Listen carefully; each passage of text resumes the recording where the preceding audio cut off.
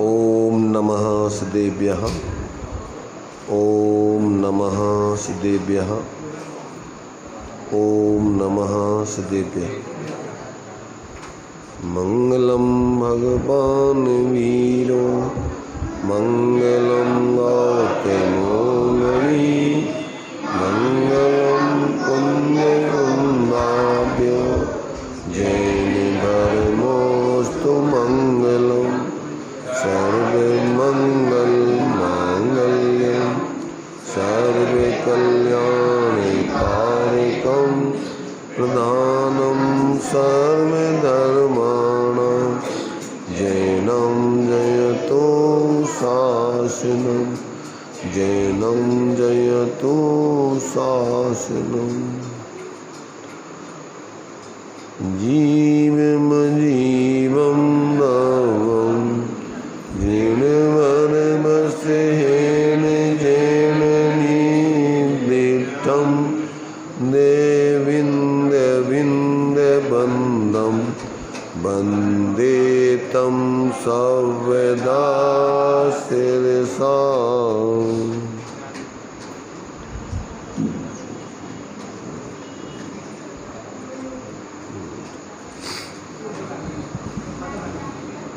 द्रव्य संग्रह जी,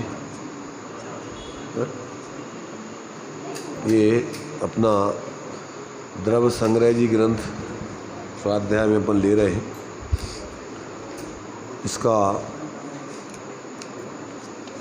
58 गाथाओं में कल अपन ने चर्चा की थी कि 3 अधिकारों में 58 गाथाओं में ये ग्रंथ लिखा गया है और जो अपने लिए ज्ञान जागृत करने के लिए,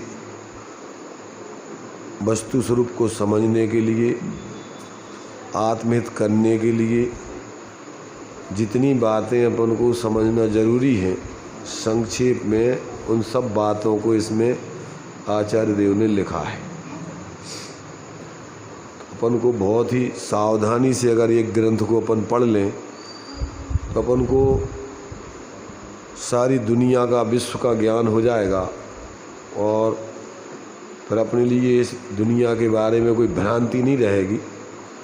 और फिर अपना इसमें से अगर हित करना है या सुखी होना है तो अपन को क्या करना चाहिए, वो बातें भी अपन इसमें से समझकर और जीवन में उसको अपनाएंगे तो अपना जीवन बहुत ही आनंदमय व्यतीत होगा, वर्तमान भी अपना सुखमय होगा और भविष्य भी अपना कर्म से उत्तरोत्तर सुख को प्राप्त करते हुए, सुख की वृद्धि करते हुए और जो आत्मा की पूर्ण सुखरूप दशा है जिसको अपन भगवान कहते हैं, उस भगवान दशा को प्राप्त कर सकते हैं और कर रहे हैं, किया है, करते रहेंगे। ये व्यवस्था हमेशा चलती रहती है, कभी बंद नहीं होती। संसार में से जीव निरंतर क्या करता है, धर्म के मार्ग में लग करके और पूर्ण सुखी होते रहे हैं, हो रहे हैं, होते रहेंगे। यानी इसमें से संसार के दुखों से छूट करके उस परमात्मा दशा को प्राप्त पहले भी अनंत जीव हो चुके सुखी, वर्तमान में भी हो रहे हैं और भविष्य में भी होते रहेंगे। पर उसमें से जो जीव ये वस्तु व्यवस्था समझ लेगा जो इस ग्रंथ में बतलाई गई है और उसमें से अपने आत्मित करने के लिए जो विधि अपनाना है उसको अपनाएंगे तो नियम से अपन उस परम सुख की दशा को, परमात्मा दशा को प्राप्त कर सकते हैं। जैसे अपन देखते हैं सामान्य सब विद्यार्थी हैं, अभी पैदा होते हैं, बिना पढ़े लिखे पैदा होते हैं। अब इनमें से जो जीव सोचते हैं हमें डॉक्टर बनना है, कोई सोचता हमें इंजीनियर बनना है, कोई सोचता है हमारे लिए जो भी बनना है, तो उस प्रकार का अध्ययन करके, उस प्रकार की अपने जीवन में योग्यता प्रकट करके और वो डॉक्टर बन जाता है, इंजीनियर बन जाता है, वकील बन जाता है, जो बनना है उसको उस प्रकार की वो अपने जीवन में क्या करता है, सीख करके जीवन में वो ज्ञान करके आचरण करते हुए बन जाता है। ऐसे ही यहाँ भगवान बनने की व्यवस्था भी, कि जीव अनादिकाल से तो अभी अज्ञान दशा में जी रहा है, परंतु यदि वो भगवान बनने की जो विधि है उसको अगर सीख लेता है और जीवन में अपनाता है तो वो भगवान बन सकता है। बने हैं, बन रहे हैं, बनते रहेंगे, पर बनेंगे वही जो उसकी विधि को अपनाएगा सही। तो यहाँ अपने लिए अभी इस ग्रंथ में मूल में इस विश्व में दो जाति के द्रव्य, अपन ने मंगलाचरण में कल चर्चा की थी कि इस विश्व में दो जाति के द्रव्य हैं। कितनी जाति के? दो जाति के, एक चेतन जाति के, एक अचेतन जाति के। चेतन जानने देखने के स्वभाव वाले, और अचेतन जिनमें ज्ञान दर्शन आदि नहीं है, जिनमें सुख दुख आदि करने की क्षमता नहीं है, ऐसे वो अजीब द्रव्य कहलाते। तो अपन को जितने भी ये पांच इंद्रियों के विषय दिखाई देते हैं ये सब अजीबों के अंतर्गत आते हैं। क्या है ये सब? आँखों से दिखते हैं, कान से सुनते हैं, आँखों से देखते हैं, नाक से सूंघते हैं, स्पर्श इंद्री से छूते हैं, रसना इंद्री से चखते हैं। ये सब क्या है? सब ये सब अजीबों में पुद्गल, और पुद्गलों में भी अपने लिए बहुत स्थूल स्कंद। पुद्गलों में तो परमाणु स्कंद दो प्रकार से होते हैं। तो परमाणु तो बहुत सूक्ष्म है, कोई इंद्रियों का विषय नहीं बनता है, केवल ज्ञानगम अथवा परमावधि आदि के ज्ञान में आता है, परंतु जो उनके समूह इकट्ठे हो जाते हैं स्कंद बहुत मोटे मोटे, वे अपने पांच इंद्रियों के विषय बनते हैं। तो ये सारा का सारा पुद्गल द्रव्यों का बहुत स्थूल बने अनेक पुद्गल परमाणु मिलकर के स्कंद है।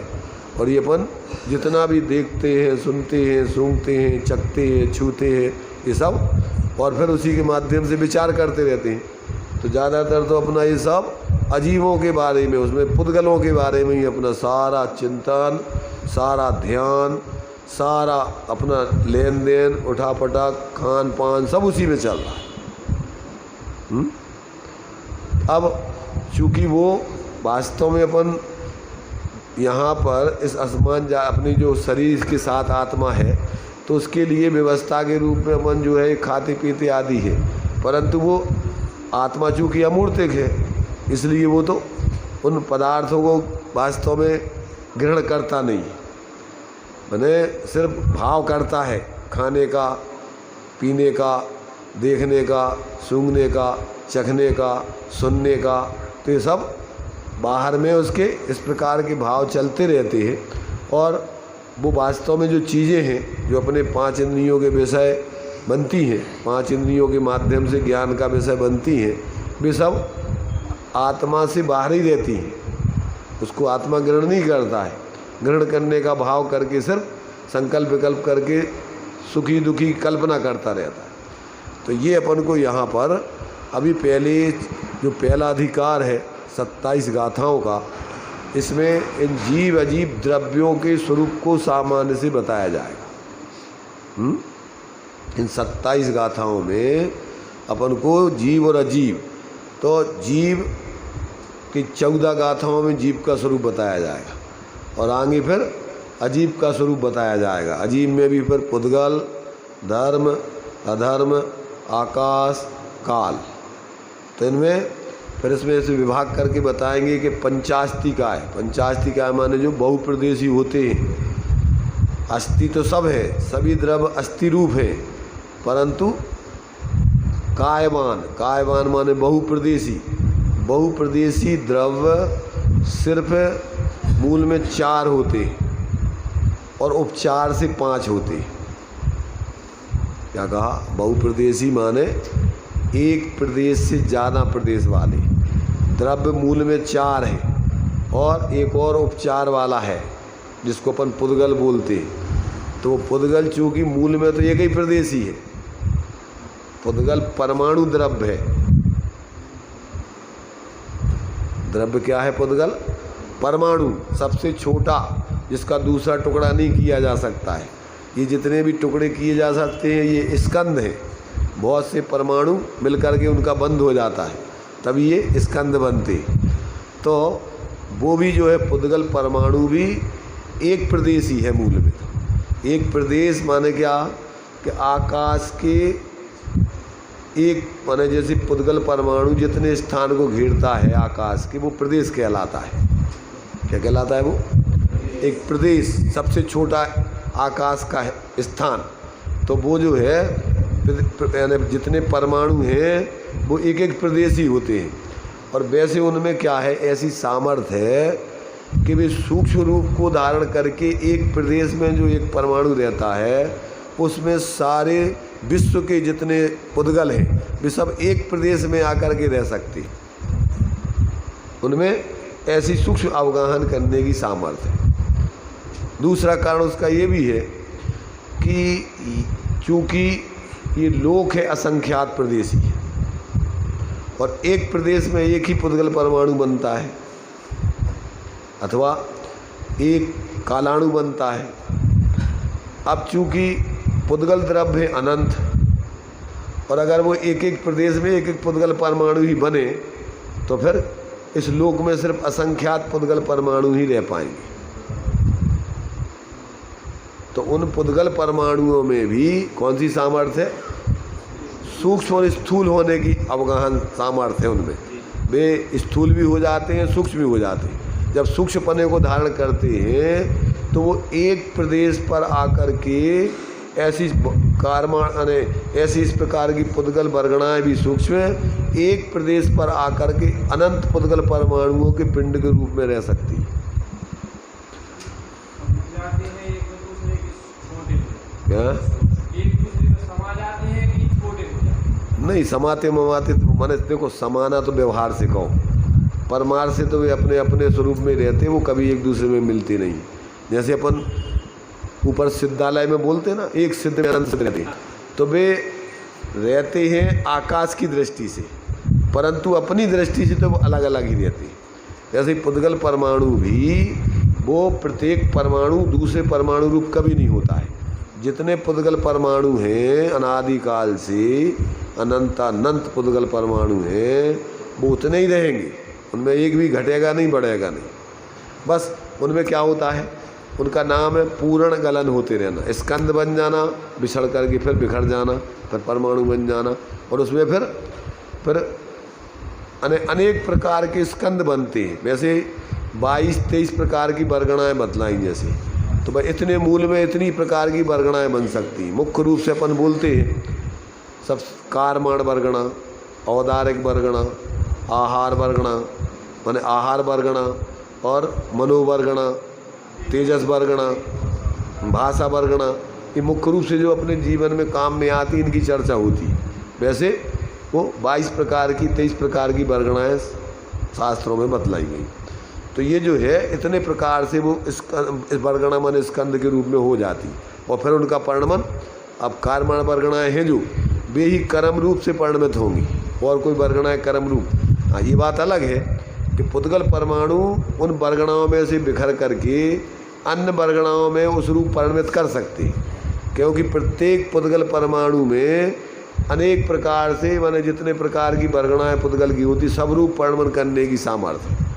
तो वो पर जब वे दूसरी वर्गणा रूप परिणमन करेंगी तो फिर वो बिखर करके और फिर उस रूप में परिणमन करने की योग्यता सब में उस प्रकार की।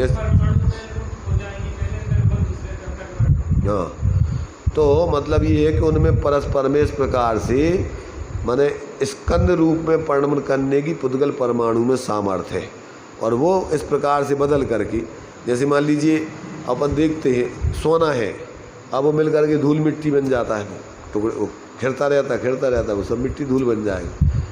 अपन बोलते हैं ये जो कोहिनूर बनता है ये कोयले से बनता है। पहले कोयला है, बरसों तक ज़मीन में पड़ा रहता है, कठोर होकर के वो कोहिनूर के रूप में बन जाता है। हाँ भाई, और ये अपन पढ़ते ना पहले चट्टानें इकट्ठे होकर के समुद्रों में, और फिर ये चट्टान के रूप पत्थर का रूप धारण कर लेती है जम करके। तो ये सब परिवर्तन होता रहता है इनमें, समय समय पर बदलती रहती हैं पुद्गल परमाणु, बिखरते रहते हैं, मिलते रहते हैं, दूसरी स्कंद में चले जाते हैं। ऐसी वर्गणाएँ स्निग्ध रूक्षत्वाद बंदा, उनमें जो है स्निग्ध रूक्षत्व गुण है, तो 2 अधिक गुण वाली जो परमाणु है 2 कम वाली परमाणु को अपने अनुरूप ढाल देती है। मैंने जैसा उसका परिणमन हो रहा है उसके अनुरूप वो हो जाती है। मैंने उसका उस जैसा उसका परिणमन लगने लगता है। रहते वो परमाणु परमाणु है, दूसरे मैंने वो कोई मिल के उस रूप नहीं हो जाते। तो ये जो है स्थितियाँ अपन को इन सब बातों को जो अपन पढ़ते हैं तो अपन को इस विश्व में जो हो रहा है उसमें अपन को कोई भ्रम नहीं होगा, मिथ्या कल्पना नहीं होगी। और अपन ये सोचते हैं कि एक दिन ये विश्व नष्ट हो जाएगा, विश्व कभी नष्ट नहीं होता है। अपन पढ़ते ना उस 6 डाला में या 12 भावना में कि विश्व क्या है, कहाँ से आया, तो कहते किनहु ना करे ना धरे को, सट द्रव्य मई ना हरे को, सो लोक माही बिन समता, दुख सहे जीव नित भ्रमता। तो क्या है, किसी ने इसको किया नहीं है। भाई इस विश्व को बनाएगा कौन और लाएगा, अगर बनाएगा तो लाएगा कहाँ से? अगर कुछ विश्व में पहले कुछ है ही नहीं तो फिर कहाँ से लाएगा? इसलिए विश्व ना तो किसी ने बनाया है ना कोई इसकी रक्षा कर रहा है और ना कोई इसको नाश कर सकता है। प्रत्येक पदार्थ में स्वयं ही उत्पाद व्यय ध्रुव युक्तम सत द्रव्य लक्षण। उनमें कौन सी शक्ति है? उत्पाद व्यय ध्रुव। उत्पाद नाम की शक्ति से प्रत्येक द्रव्य नई नई पर्याय प्रति समय उत्पन्न करता रहता है। व्यय नाम की शक्ति से 3 शक्तियाँ द्रव्य में है। कौन सी शक्तियाँ? उत्पाद व्यय ध्रुवत्व नाम की शक्ति द्रव्य में है। तो उसके कारण से द्रव्य क्या करता है? प्रति समय नई नई पर्याय उत्पन्न करता रहता है। ध्यान से सुनना, अपने लिए ये सब जीवन उपयोगी बातें चल रही, ताकि अपन को इसके बारे में अगर विपरीत कल्पनाएं अपन करें तो यही मिथ्यात्व है, गृहीत मिथ्यात्व। यही सत्ता है वो द्रव्य, प्रत्येक द्रव्य में वो मानते हैं कण कण में भगवान है, ब्रह्मा विष्णु महेश। तो यही है, ये 3 शक्तियों को व्यक्ति उन्होंने कोई कल्पना करके व्यक्ति मान लिया है। तो ब्रह्मा विष्णु महेश ये शक्ति है और ये शक्ति प्रत्येक द्रव्य में विद्यमान है। कौन सी शक्ति? उत्पाद नाम की शक्ति को ब्रह्मा बोलते हैं, क्योंकि ब्रह्मा का काम क्या बतलाते? वो इस विश्व को निर्माण करते रहते, विश्व की रचना करते। तो वो प्रत्येक वस्तु में ऐसी स्वयं अपनी सामर्थ्य है कि प्रति समय नई नई पर्याय उत्पन्न करते रहते हैं। और व्यय नाम की शक्ति से पूर्व पर्याय का प्रति समय व्यय होता रहता है, नई पर्याय उत्पन्न होती रहती है। पुरानी पर्याय का व्यय कौन करता है? उसमें व्यय नाम की जो शक्ति है प्रत्येक द्रव्य में, वो ही क्या करती है? पूर्व पर्याय का व्यय कर देती है। और उत्पाद नाम की शक्ति नवी पर्याय की उत्पत्ति करती है। और ध्रुव नाम की शक्ति वस्तु को नित्य ज्यों त्यों बनाए रखती है।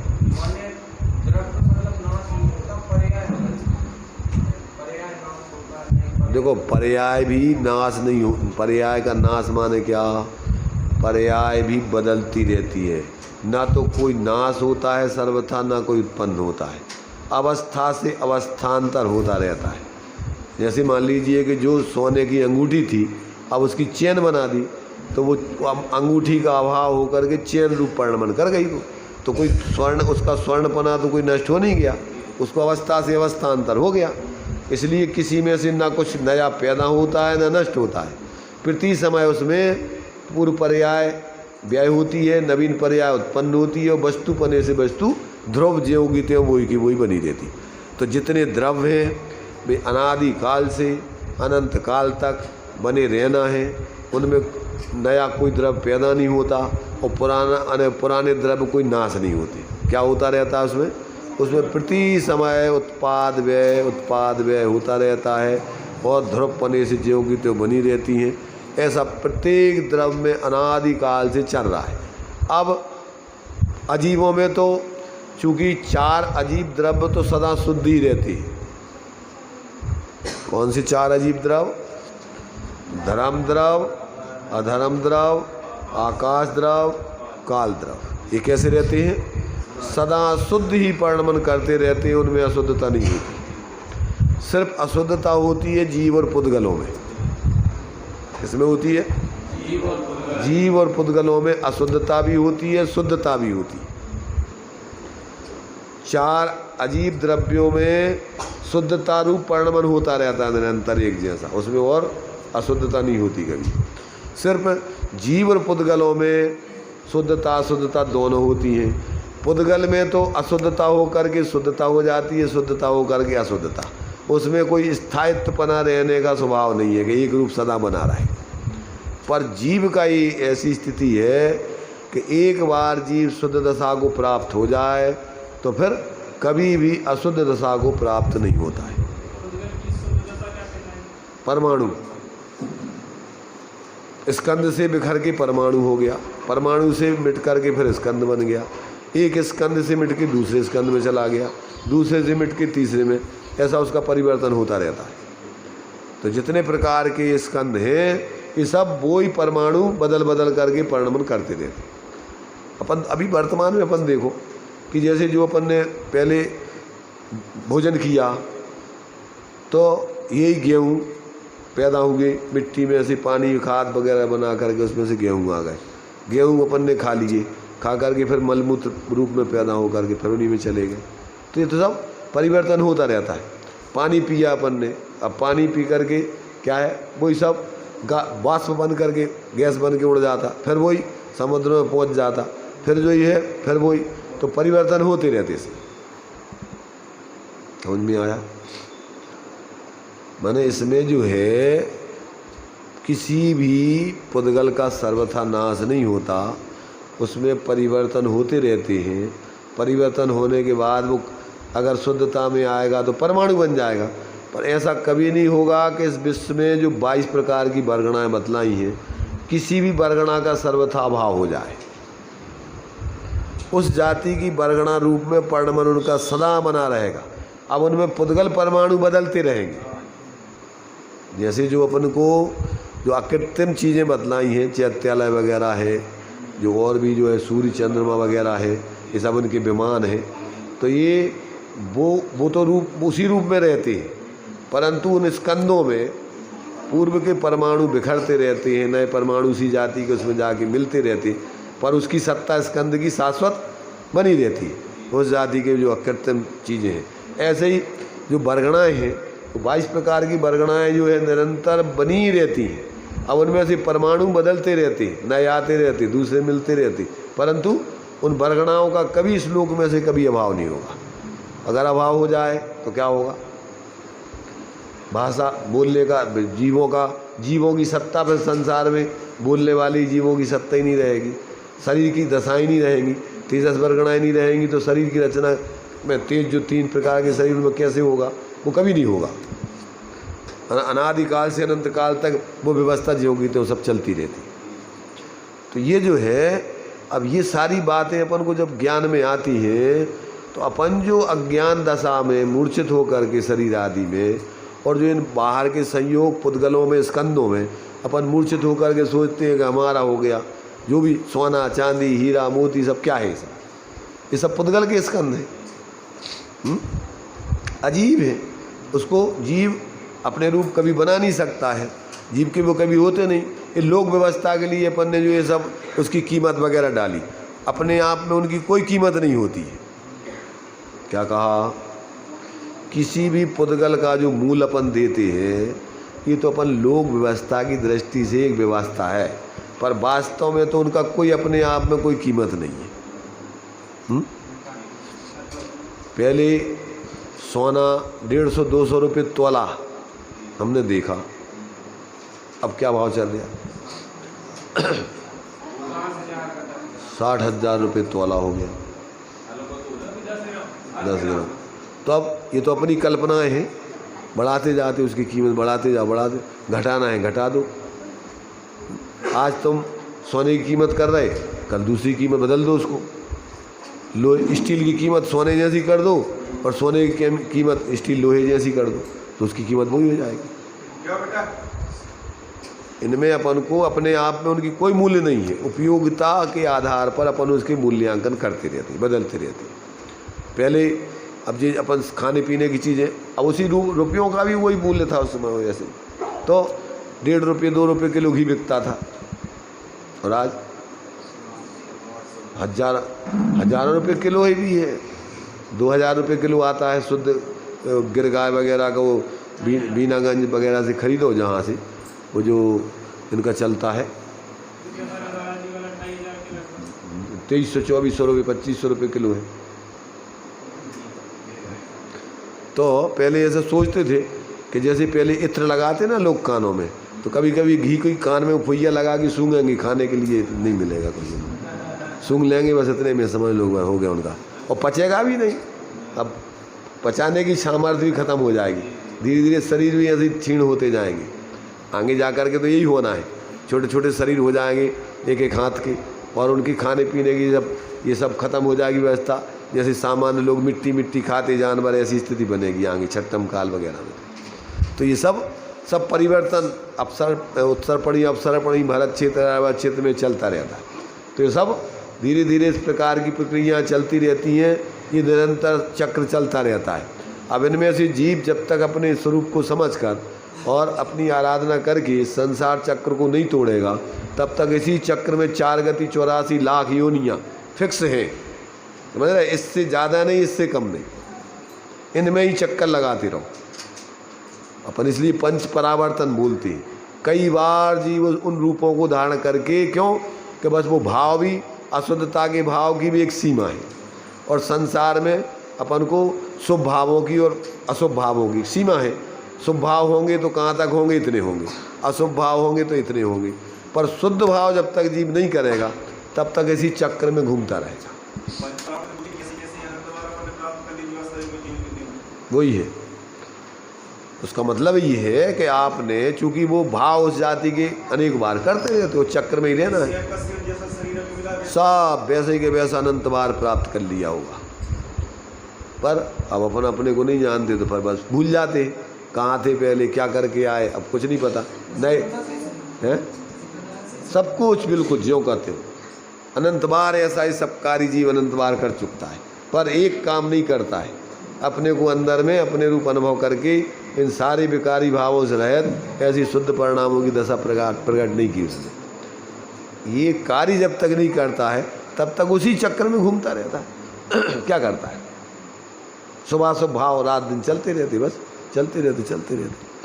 तो ये जो प्रक्रिया है, ये अपन को जब तक समझ में नहीं आती तब तक अपन जिंदगी भर करते रहते उठा पटक, आखिरी में सब छोड़ छाड़ करके चले जाती। फिर कहाँ चले जाते हैं, जैसे भाव किए वैसी आयु बंद किया, कर्मों का बंद किया, आगे दूसरी गति में चले गए। वहाँ जाके फिर गिनती गिनने लग गए नए तरीके से, जिस पर्याय में गए, क्योंकि पूर्व पर्याय का तो होश नहीं रहता है। अपन लोग सब अभी आए हैं, कितने लोगों को पता है कि इसके पहले हम क्या थे?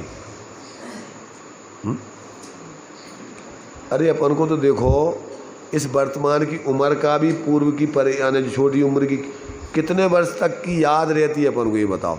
अभी जैसे मान लीजिए अपन लोग हैं, अगर अपन से पूछा जाए कि आपको कितने छोटी उम्र तक की याद है कि उस समय आप क्या करते थे, तो कितनी छोटी पिछले लौट के देखो आप, ये भी एक प्रकार का अपना जाति स्मरण ज्ञान है। ये भाई जैसे ये भाव सालों का पीछे का देखो, ऐसे भवों का देखा जाता है, उसमें अंतर कुछ नहीं है। ये तो ज्ञान की तुम्हारी जितनी जितनी जागृति होगी उतना उतना आप अपने पीछे को देख सकते हो। जो जाति स्मरण ज्ञान होता है वो क्या है, सब यही है। तो अभी अपन जैसे मान लीजिए कोई 50 साल का हो गया, कोई 40 का हो गया, कोई 60 का हो गया, कोई 70 का हो गया, 75 का, आप लौट के देखो अपने जीवन को, तो कहाँ तक का जीवन आप अपने ज्ञान में ले सकते हो। उस समय अपन कैसे क्या क्या करते थे, कितना आ सकता ज्ञान में। नहीं, कौन सी उम्र से कहाँ की पढ़ाई, कितनी उम्र तक का अपन ज्ञान में ले सकते।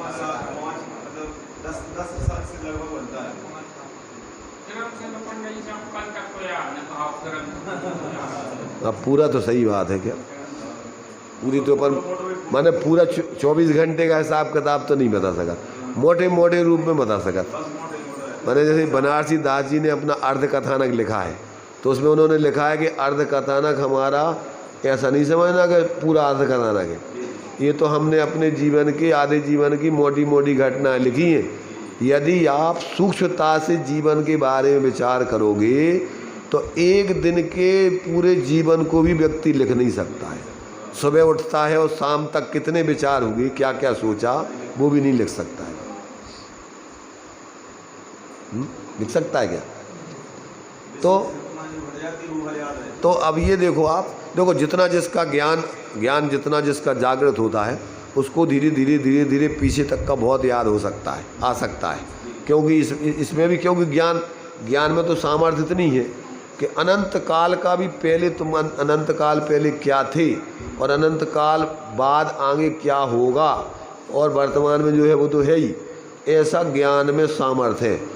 जितने भी अनंत भगवान सिद्ध भगवान है केवल ज्ञान में, सकल द्रव्य के गुण अनंत पर जाय अनंता, जाने एक ही काल।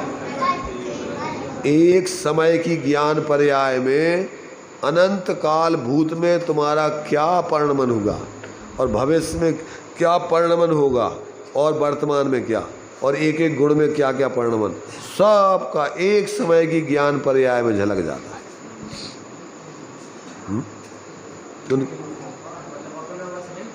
हाँ, तीन ही लोगों का कह रहे हैं, अपना तो आता ही है, तीन लोगों में अपन भी है, अपना भी आ जाता है।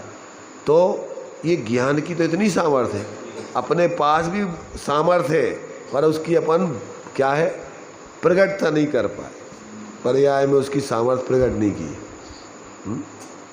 जैसे ये दवाइयाँ बिकती ना, तो एक 64 पहरी पीपल बिकता है, 64 पहरी पीपल दवाई के लिए, टीबी वगैरह हो जाए या कोई विशेष बीमारियों के लिए वो दवाई के काम में आता है। 64 पहरी पीपल आता है। तो 64 पहरी पीपल क्या कहलाता है? 64 पहर, एक पहर 3 घंटे का होता है, तो कितने 8 दिन रात, 8 अठैया 64, 24 घंटे में कितने 8 पहर होते हैं और 8 पहर माने 8 दिन रात तक लगातार। अब आजकल तो मशीनें ऐसी हो गई हैं कि वो घंटों में 64 पहरी पीपल बन जाए, मिनटों में बन जाए, इतनी तीव्रता के साथ क्या है उसकी माने घिसाई हो सकती है। तो उतने जल्दी, पहले तो क्या है वो खलबट्टा ले करके और मजदूर लगा करके घिसा जाता था, उसका नाम 8 पैर पीपल है। अब आजकल तो मशीनों से होता है सब काम। तो मतलब ये है कि जैसे पहले अपन शिखर जी की यात्रा करना है तो महीनों में पहुंचते थे, पैदल जाना है तो कितने दिनों में पहुंचे थे, महीनों लग जाते थे। इधर से विदाई लेके जाते थे, ऐसे जाते थे कि भैया आ पाए नहीं आ पाए, भैया हम मिल के जा रहे हैं, सब जो कजू गलती भई हो सब क्षमा। और विदाई करने वाले भी ऐसे करते थे कि अब ये लौट के आएंगे कि नहीं आएंगे पता नहीं कुछ। आ गए, जा रहे तो श्रीफल भेंट कर दो, बढ़िया विदाई कर दी, और आ गए तो फिर उनको बढ़िया स्वागत कर दो। तो अब तो अपने लिए जाने के पहले आने का टिकट तैयार हो जाता है, रिजर्वेशन करा के जाते, और गए नहीं गए बराबर है। उतई से मोबाइल पे अपन खोल लो, होते अपन घर को सब देखत जाओ, काम का हो रहा का नहीं हो, का भैया का कर रहा था, जकाए तुमने जो काम का नहीं करवाओ, घूम बुला ले आओ, नौकर का कहाँ रहेगा। तो उतई तुम्हारी दुकान उतई ऊपर शिखर जी के ऊपर उतई से चलन लगे। तो अब वो शिखर जी और घर बराबर ही रहेगा। विकल्प छोड़वे के लाने अपन शिखर जी गए, और उतने भी वे सब विकल्प होते चल रहे। मोबाइल संगे है, सब पूरा सब दुकानदारी, घर गृहस्थी, परिवार कुटुंब सब बेस पूरी चर्चाएं होते बैठ के कर रहे थे। तो अब मतलब ये है कि आज अपन इतने क्या बहुत फास्ट चल रहे हैं कि अपन को जो सालों में जो काम करना वर्षों में अपन बहुत जल्दी मिनटों में कर लेते। तो ये अपन को क्या है कि इसमें अपन को वस्तु व्यवस्था जो है ये जो समझाई जा रही है, 6 द्रव्यों का स्वरूप, 7 तत्व 9 पदार्थों का स्वरूप, और फिर अपने लिए जो निश्चय मोक्ष मार्ग, व्यवहार मोक्ष मार्ग, उनका स्वरूप, और फिर निश्चय व्यवहार मोक्ष मार्ग का कारण सविकल्प ध्यान। पहले अपने लिए सावलंब ध्यान और फिर निरावलंबी ध्यान, यानी पराश्रित ध्यान और स्वाश्रित ध्यान। तो पराश्रित में भी पंच परमेष्ठी आदि के माध्यम से, और फिर अपने शुद्ध आत्मा के अवलंबन पूर्वक ध्यान करके उस परमात्मा दशा को प्रकट करने की विधि, पूरी सब बातें इसमें अपन को दर्शाई हैं। और अपन एक एक गाथा अभी शॉर्ट में देखो, इसमें अगर पूरी टीका आदि के माध्यम से अपन चर्चा करेंगे तो बहुत इसमें विस्तार है। तो अभी तो अपन इसके गाथाओं की मुख्य सारभूत विचार करते हुए, उसके अर्थ को समझते हुए अपन आगे पूरे इस ग्रंथ का थोड़ा एक संक्षेप में विहंगावलोकन करेंगे। क्या बोलते हैं?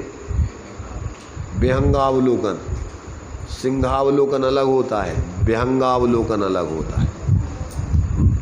जब शेर अपनी गुफा से निकलता है तो वो एक नज़र चारों तरफ फेरता है ऐसी, और फिर इसके बाद अपन को कहाँ जाना है, कहाँ अपने लिए खतरा नहीं है, क्या है, वो सब फिर अपने हिसाब से अपनी दिशा तय करता है। ऐसे पक्षी जब सुबह जब भी पेड़ पे से जब कहीं उनको जाना है तो अपनी दिशाओं में सबसे पहले एक बार नज़र चारों तरफ फेरते हैं कि कहीं अपने लिए जहाँ जाने में कोई खतरा तो नहीं है कहीं। तो एक पक्षी जो है एक विहंगावलोकन करके फिर अपनी दिशाओं में कहाँ अपने लिए उचित है जाना तो वहाँ गमन करते हैं। तो एक अपन संक्षेप रूप में इसका पहले सारांश रूप में अपन इसका जो है थोड़ा विचार करेंगे। तो अभी पहली गाथा में अपन ने कल क्या अर्थ पढ़ा था, जीव मजीबम दब्बम जिणवर वसहेण जीर्ण निर्दिठम देविंद बिंद बंदम बंदे तम सभ्यदा सिरसा। तो इसका क्या अर्थ बतलाया था, जीव मजीबम दब्बम, इसमें पहले सामान्य से गाथा अर्थ जो दिया है, नेमी चंद सिद्धांति देव कह रहे हैं कि मैं क्या कह रहे हैं, जिनवर वृषभ ने जीव और अजीब द्रव्यों का जो वर्णन किया है, उस देवेंद्रों के समूह से वंद्य तीर्थंकर परम देव को सदा मस्तक द्वारा नमस्कार करता हूँ। जीव अजीब ये दो द्रव्यों को जिन्होंने कहा है, किनने कहा है, उनने वर्णन किया है सर्वज्ञ भगवान जिनेंद्र भगवान ने। तो उन जिनेंद्र भगवान के हम प्रति कृतज्ञता ज्ञापित करते हैं कि अगर ये हमारे लिए इस प्रकार का वस्तु स्वरूप नहीं बताते तो हम लोग कहाँ लहते रहते अभिचारी। अपन पढ़ते जनवाणी, तो की भांति पदारथ पात कहाँ लहते रहते अभिचारी। श्री जिनकी धुनि दीप सिखा समझो नहीं होती प्रकाशन हारी। कैसी है भगवान जिनेंद्र की वाणी, श्री दीप शिखा सम, श्री जिनकी ध्वनि दीप शिखा, दीप शिखा जानते, दीपक की ज्योति होती है, तो उससे जैसे अपन को अपने छोटे व्यक्ति अपने ज़्यादा बड़ा अपने पास साधन नहीं हो तो उससे अपना उजीला करके अपना काम चला लेते। तो ऐसे अपने पास अभी केवल ज्ञान नहीं है तो अपने मति सुतक ज्ञान रूपी ज्ञान में भगवान जिनेंद्र की ये जिनवाणी को पढ़ के और अपन सब कुछ इस विश्व का जो कुछ पदार्थ जैसे है इस विश्व में जो व्यवस्था है उसको समझ के अपने अज्ञान अंधकार को दूर कर सकते हैं। अज्ञान तिमिरांधानाम ज्ञानांजन शलाकया चक्षुरुन्मीलितम येन तस्मै श्री गुरु। तो इन गुरुओं ने अपने लिए जो जिनवाणी का लेखन करके भगवान जिनेंद्र की दिव्य ध्वनि को अपने यहाँ तक अपने लिए लाए, तो अपने लिए ये जो है जिनवाणी आज उपलब्ध है और इसके माध्यम से अपन अपने ज्ञान में विश्व व्यवस्था को द्रव्य तत्व आदि के स्वरूप को समझ के और मोक्ष मार्ग पर चल करके अपन अपने जीवन में अपने इस ज्ञान को विकसित करके उस केवल ज्ञान रूप सूर्य को उदित करके फिर अपन भी उस विश्व व्यवस्था को अपने ज्ञान में एक समय में ज्ञात करके और ऐसे लोकालोक के ज्ञाता और अपने स्वरूप के आनंद के भोक्ता बन सकते हैं। सकल गे ज्ञायक तदपि निजानंद रसलीन सो जिनेंद्र जयवंत ने हरि रज रस। तो ये जो है पहली गाथा का अपन ने सामान्य से अर्थ पढ़ा इसमें। अब इसमें दूसरी गाथा जो है जिसमें जीव अजीब कहने की प्रतिज्ञा की थी, इस दूसरी गाथा में जीव के स्वरूप को बताने के लिए उन्होंने क्या है 9 तरीके से इस जीव को समझाया है। तो अपन दूसरी गाथा देखिए पढ़ते हैं अभी। सब पहले हम बोलेंगे, आप लोग उसको दोहराएंगे। एक एक गाथा यदि आप डेली पढ़ के और 2-4 बार पढ़ो तो ये आपको पूरा ग्रंथ बहुत जल्दी याद हो जाएगा। और इस ग्रंथ अगर ये याद रहेगा तो आपको पूरी जिनवाणी में जो अपनों को समझने लायक है वो सारी चीज़ें ध्यान में रहेंगी। तो अपन ये क्या है माने बहुत सरल ये प्राकृत गाथा, जैसे नमोकार मंत्र ना जो ऐसी भाषा है, तो इसमें आपको सीधे सीधे उसका अर्थ समझ में आता है। देखिए मंगलाचरण की गाथा तो सबको याद ही हो गई ना। देखो एक बार हम बोले देते, फिर से बोलेंगे आप, हम बोलेंगे आप लोग दोहराएंगे। जीवम जीवम दव्वम जिण बर बस हेण जेणनी दिठम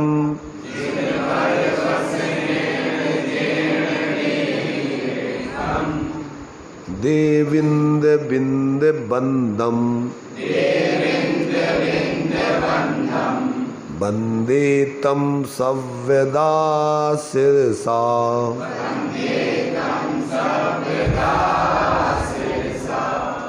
जी अब सब लोग बोलेंगे जीवम जीवम जिण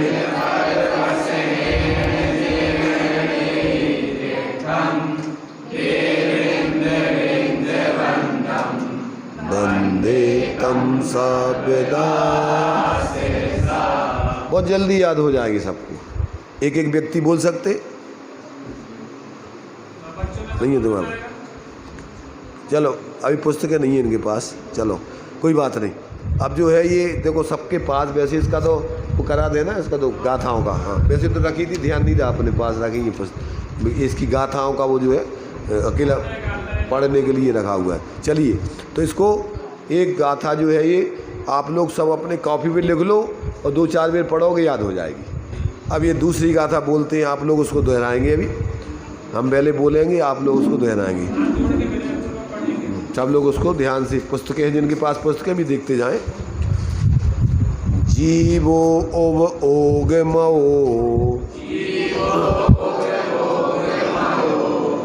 जीवो ओव ओग मओ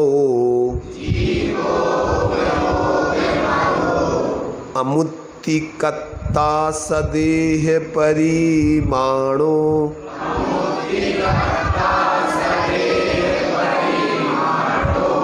अमुत्तिकत्ता सदेह परिमाणो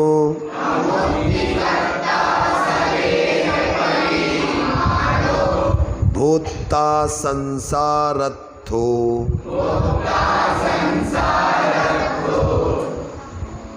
सिद्धोसो विश्वसोढगई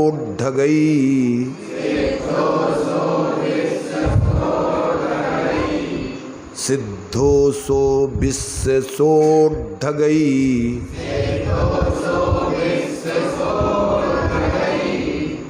उड्ढगई, आधा डा और ढा, तो इसमें बोलते उड्ढगई।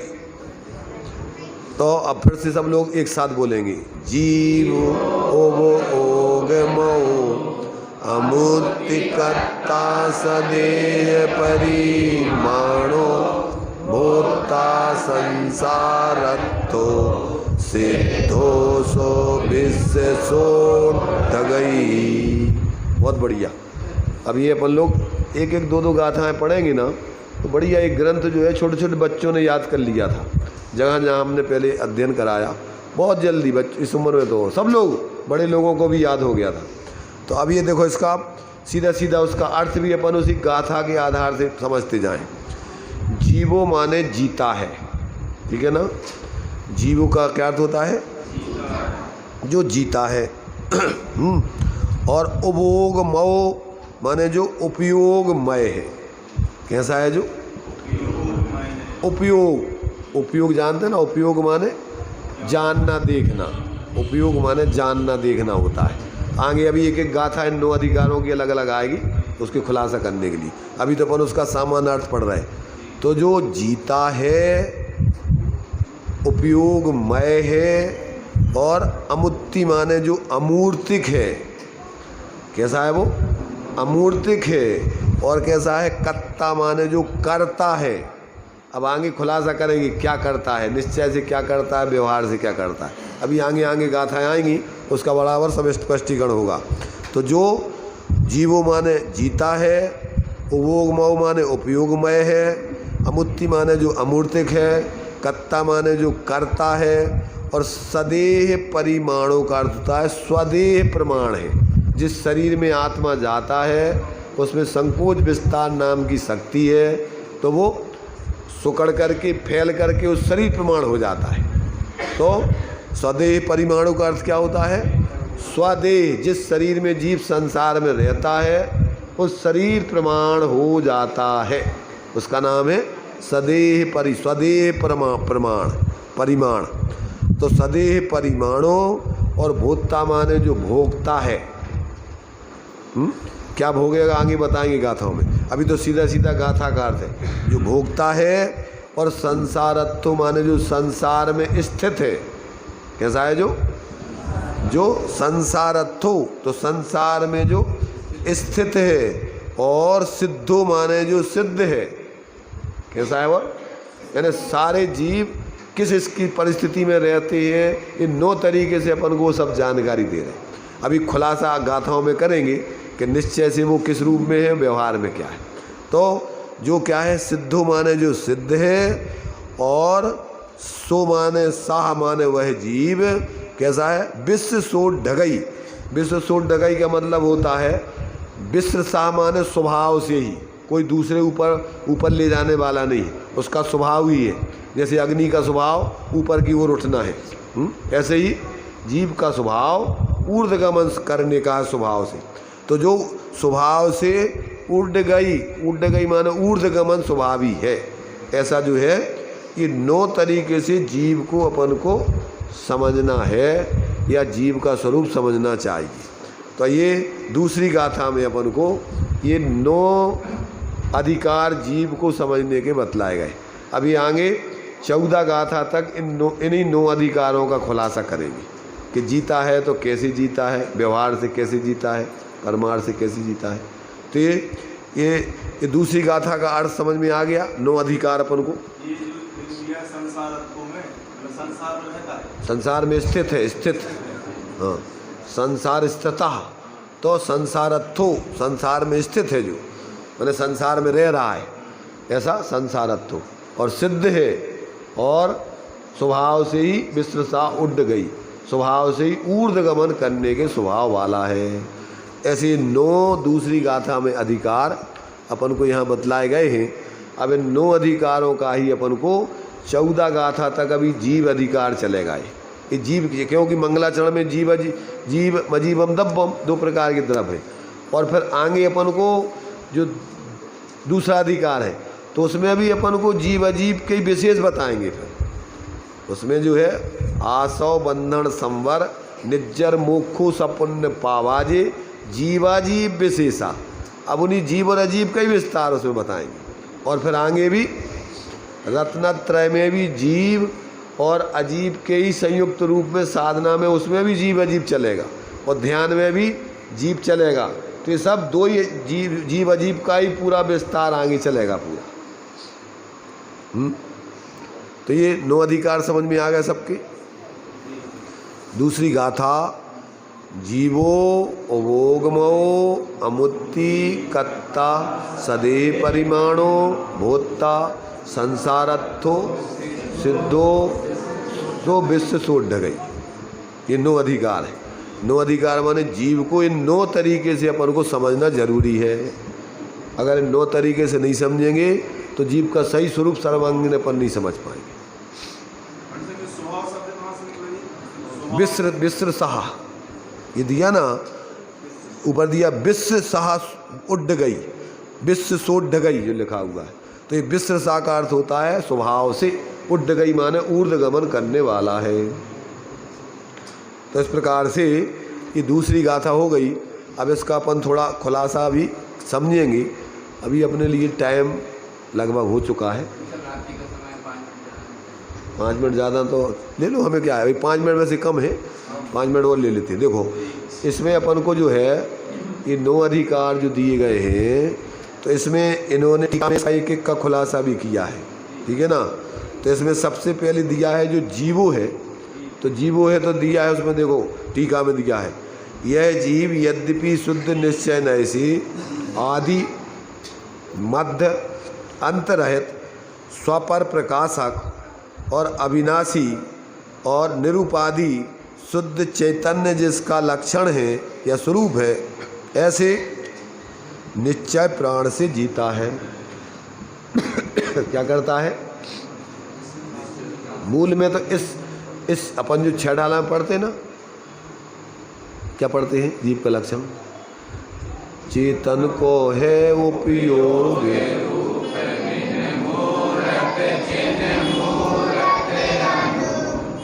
बुद्धि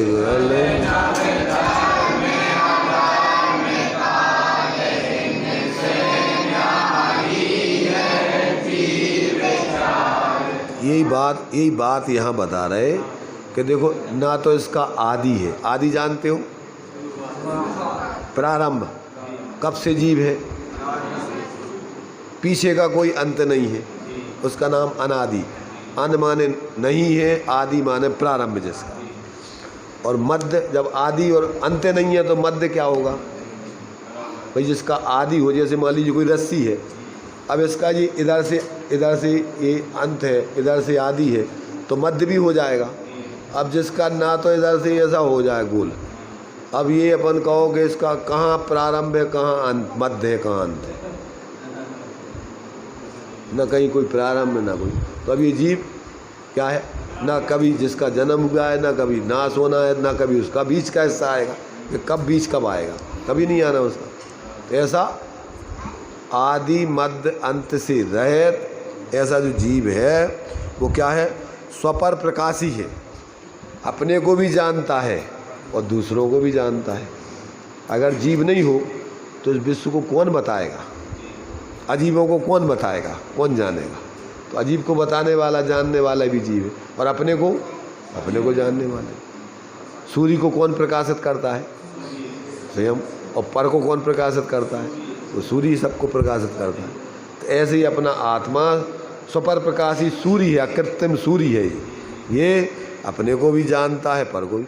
अब अपना लक्ष्य चूँकि छद्मस्तों का अपने ऊपर नहीं रहता है, तो अपन सारी दुनिया को तो जान रहे और अपने को भूले हुए। जैसा लोग बोलते दिया तले अंधेरा, तो सबको प्रकाशित करे और खुद के नीचे अंधेरा विद्यमान। ऐसे ही ऐसा बोला जाता है कि के खुद अने निज को न जाना कैसा ज्ञानधारी रे। एक भजन आता है, आपा नहीं जाना तूने कैसा ज्ञानधारी रे।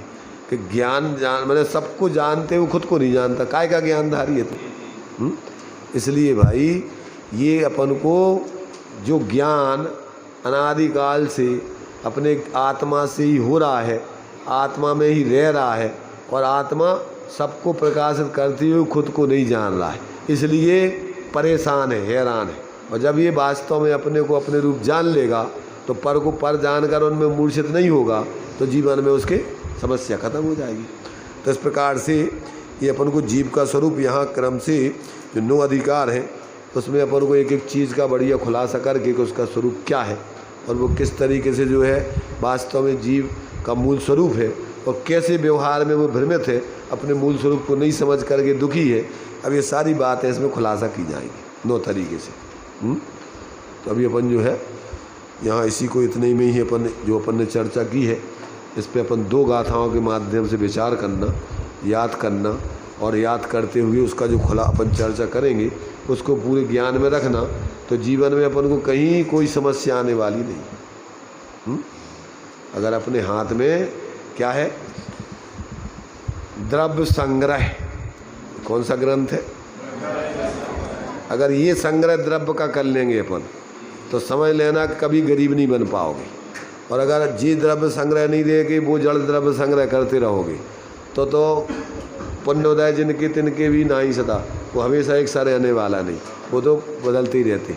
और ये द्रव्य संग्रह हो गया तो ये तुम्हारा ज्ञान अजर अमर हो जाएगा, कभी फिर तुम गरीब नहीं हो सकती। हमेशा तुम क्या है? इस द्रव्य संग्रह को किए हुए हमेशा अनंतपति बने रहोगे, क्योंकि ये द्रव्य अनंत है और ज्ञान भी अनंत सामर्थ्य को लिए हुए, अनंत काल तक रही है, अनंत काल यथा तथा से पर नहीं।